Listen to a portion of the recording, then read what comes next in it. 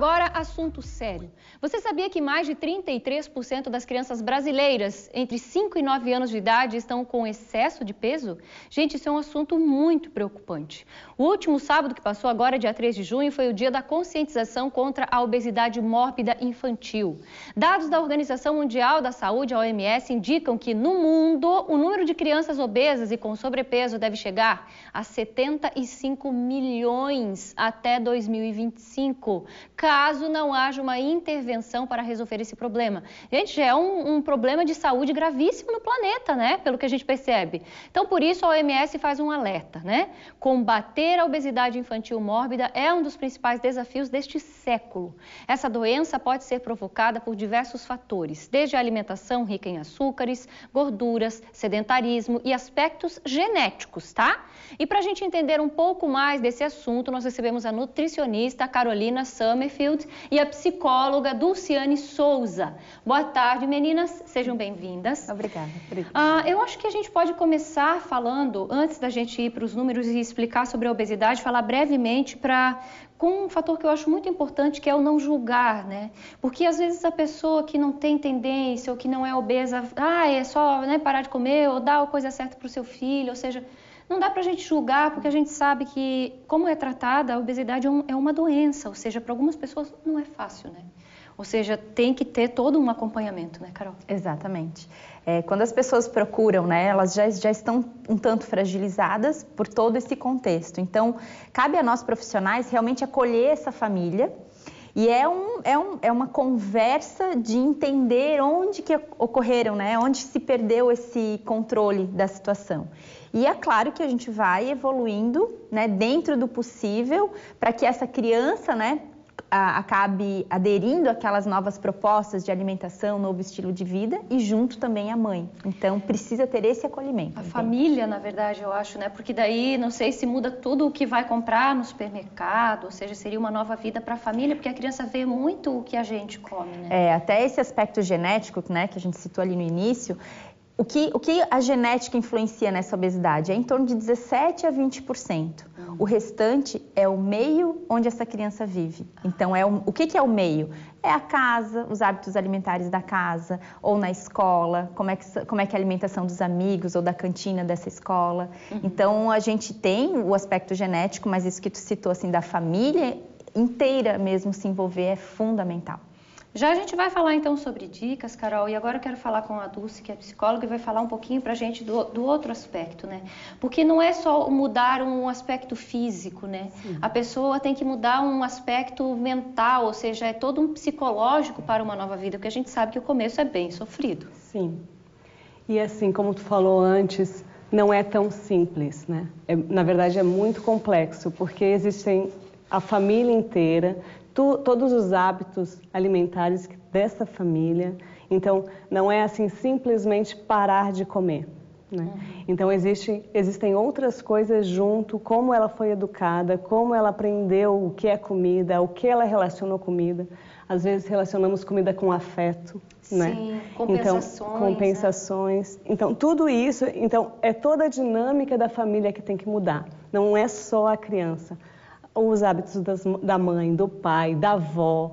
Então, todo mundo tem que ajudar ali para mudar isso. Às vezes tem um horário, rotinas, né? Ou seja, uma prática esportiva, muda toda aquela junção, mas muda para um aspecto positivo, né? Não vamos colocar como uma coisa ruim, seria uma nova fase. Temos já a participação dos nossos telespectadores, vamos ver ali, ó. A Lourdes diz o seguinte: um dos meus meninos faz tratamento por causa da ansiedade. Ele engordou quase 10 quilos entre novembro e março. Ou seja, faz tratamento com psicólogo e com uma endocrinologista. Isso envolve o psicológico, ou seja, a ansiedade seria, vamos dizer, a causa que está levando a uma obesidade. É outro mal do século, né? A ansiedade. Depressão junto com a ansiedade. Porque, se a gente for ver, é pouco que a gente olha para dentro. A gente sempre está olhando para fora, para a roupa que está usando, para o exercício, para o corpo, para o cabelo, para a maquiagem. E pouco tempo se dedica para olhar para dentro. Então, a ansiedade é isso também. Nunca está satisfeito com aquilo. Sempre está atrás de algo que não tem, né? Sim. Então, conseguir interiorizar, respirar, meditar mesmo. Na criança é mais difícil mais ainda, difícil né? ainda, porque não é já um hábito familiar, né? E daí tu quer que a criança consiga isso. Talvez parar com ela e ajudar ela a respirar pelo menos 1 minuto, né? 1 minutinho.